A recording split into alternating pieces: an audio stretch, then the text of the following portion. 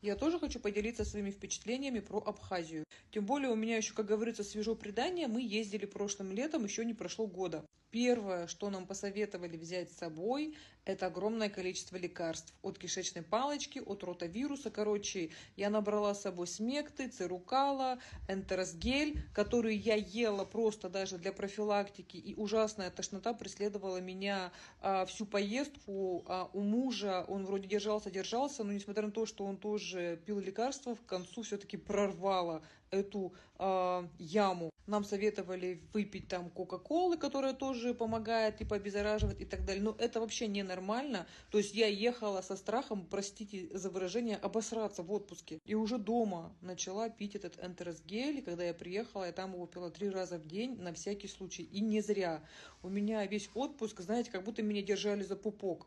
Ощущения были не самые приятные. Ладно, слава богу. Значит, но, опять же, мужу не повезло, да, его в конце прорвало, и, получается, в самолете ехали спокойно, его ничего не беспокоило. Мы очень переживали за самолет, там тоже вечная очередь, а у нас был огромнейший Боинг на 400 человек. Ну, слава богу, в этом плане все нормально. Я все вспоминаю вот эту ситуацию, когда мы приехали на пасеку, и там был такой фонтанчик симпатичный. Я хотела возле него сфотографироваться, но вижу такую картину. Мама с 2 детьми. Я понимаю, мамочка, детки, которые блюют прямо возле этого фонтанчика. Они потом в этом фонтанчике моют руки. Господи, боже мой, я со своим энтеросгелем в кармане. Думаю, упаси Господь, а потом в маршрутке едешь, эти дети, господи, боишься там что-то трогать, что это все подхватится. Экскурсии это вообще отдельная тема для разговора, об этом можно видео записывать и записывать. Я не говорю про набережную, которой там нет практически. Мы были именно в Гаграх. У нас, получается, был небольшой отельчик, который был прям у моря, но у моря и разваленная просто вот эта набережная, я не знаю в каком состоянии. Да, мы вышли, мы сразу на море, если на это внимание не обращать, то как бы ладно.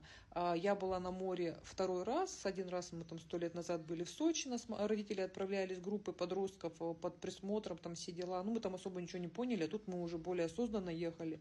Муж вообще ни разу не видел море, и как бы все вот эти нюансы, да, там набережная, не набережная, там коровы, ходящие по улицам, они как бы меня не напрягали. Во-первых, я сама выросла из деревни, да, и как бы и мне сами виды, само море, вот это меня все, конечно, очень впечатлило. Но есть одно вот такие маленькие но. Тоже запомнилось мне очень сильно, и было как-то неприятно, когда нас после экскурсии, мы ездили в этот день на Рицу, по-моему, если я не ошибаюсь. Про Рицу тоже сейчас расскажу. Значит, после экскурсии нас завезли в кафе, прям загнали как баранов туда, что вы должны именно тут поесть, должны, обязаны, и опять еще только наличными можно оплачивать. Значит, цены просто дичайшие. Мы с мужем ничего не взяли. Что-то там немножко риса, котлетка, и что-то там вообще ничего не было на тарелках. Мы отдали 2000 рублей. Вот нас как баранов туда загнали, взяли с нас эти бешеные деньги. Мы как дураки. Я даже толком ничего не поела. И нахрена вообще все это было? Мы так и не поняли. Ну как, понятно, что обдираловка, чтобы заработать бабло. Когда нас привезли на озеро Рица, то есть вообще все экскурсии заключаются в том, чтобы вас просто куда-то везут, вы едете, потом там привезли вас на пасеку, вам там впаривают мед, вас привезли где производят вино, вам впаривают вино, то есть вся экскурсия заключается в том, что вас просто куда-то тупо огромное количество времени везут, чтобы потом что-то впарить, и по сути дела вы ничего так и не видите, кроме пробегающих мимо коров по дороге.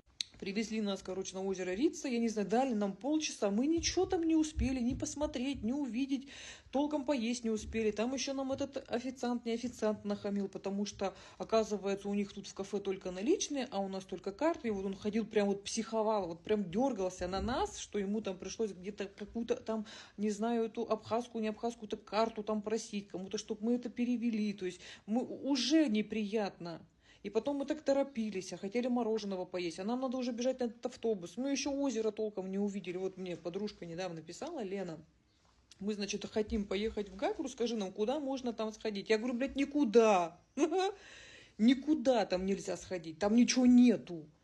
Там есть отельчики, палатки сувенирные, да, там где там выпечка продается, вино, ну там их много-много. Море, горы, все. Там нет ничего, там некуда сходить. Там есть вот этот вот знаменитый ресторан, до которого мы просто прогулялись. Но мне сразу предупредили: Лена, туда не ходи. Вы сходите, пообедаете, просто пообедаете. Не как мы пообедали, там, куда нас загнали, как баранов, по 2000 рублей отдали, а на 12-15 тысяч просто пообедаете. В отельчике, в котором мы жили, да, у нас был такой супербюджетный отельчик, комната, 2 кровати, тумбочка, телевизор, туалет с душем, как бы все, что как бы нужно по минимуму. Но мы, получается, там были сколько, неделю-полторы, у нас ни разу не убирали, к нам ни разу не заходили. Когда мы все это дело сдали, они даже не пошли проверять. Ой, что вы там сломали, что ли, что-нибудь, даже не пойдем проверять. То есть вот так вот. Что мне понравилось больше всего и что на меня произвело огромное впечатление, это единственная поездка была, как он называется, я не помню правильно, Новый Афон, по-моему, что-то, куда мы ездили вот в эти пещеры, на такой мини-метро. Вот это мне очень понравилось. И женщина, которая экскурсовод там, господи, это что-то невероятное. Как приятно было ее слушать, как она приятно рассказывала. Вот этот голос, само вот это пространство, вот это все, что меня очень и очень сильно впечатлило. И что я запомнила больше всего. У меня подружка спрашивала, взять ли сыну с собой самокат, есть ли там тротуары. Когда мы там были, тротуары были частично. То есть их где-то не было, где-то они были в процессе стройки, где-то заброшенные,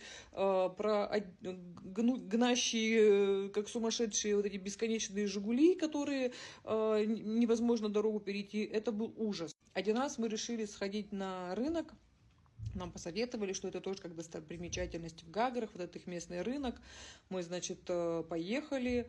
Господи, мы сначала не могли разобраться, как там вообще маршрутку поймать. Потом как-то чуть ли мы в нее не прыгнули туда, потому что они как бешено никого не ждут, и они, наверное, видимо, не особо садят туда других туристов, да, они, видимо, для работы, может быть, там у них вообще изначально нужны. Вот мы там как-то запрыгнули, господи, откопала где-то там какие-то у себя наличные, чтобы хоть как-то заплатить, чтобы хоть как-то доехать. Обратно мы уже вызвали такси. То есть там стоял таксист, он был русский дядька, мужик, мы просто вот сели и тоже что-то какие-то бешеные деньги заплатили, чтобы он нас довез до нашего отеля, потому что, ну, пешком мы просто дорогу бы сами не нашли. Боже мой, а как мы нарвались на этих...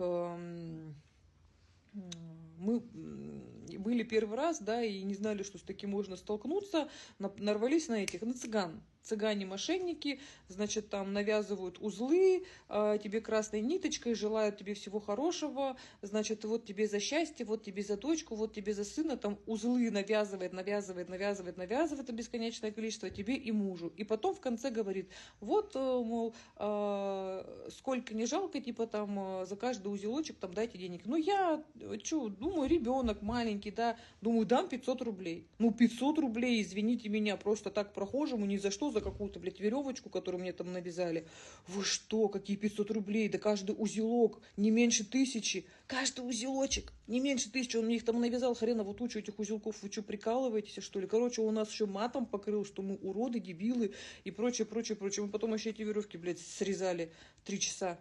Несмотря на то, что у нас, у всей семьи, у меня, у детей, у мужа есть заграничные паспорта, мы решили первый раз поехать именно в Абхазию, потому что, ну, как-то страшно было ехать первый раз за границу, да, лететь там на самолетах туда-сюда. Мы решили, что, ну, попробуем, начнем с малого, да, попробуем с Абхазии, что попроще, да, хотя по деньгам не скажу, что я там, что у нас там это вышло как-то дешево, да, или там это какой-то бюджетный курорт, нет, нифига, то есть у нас тоже там вышло нормально, особенно с этими экскурсиями, которые тоже стоят.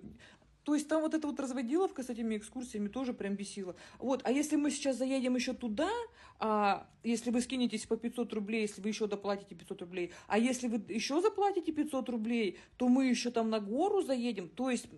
Помимо того, что сама экскурсия там стоит, там, грубо говоря, 1000 рублей или 2000 рублей там, с человека, то есть вы еще там туда доплатите, а если нам еще заехать там дача Сталина или Ленина, чья там дача стоит, то еще 500 рублей. И вот так вот вы едете, то есть Мы едем на экскурсию, мы заплатили 2000 рублей. Что начинается опять? Вы заедете туда, там это надо доплатить, это доплатить. Ну, короче, это просто вот реально вот сбор был денег. Экскурсии вообще были все ни о чем. Все. Хотя нас должны были там на водопад завести. Там эти женские слезы, мужские слезы. Мы просто вот так вот мимо проехали, просто вот посмотрели на эти. Ну, все равно мы первый раз, нам хотелось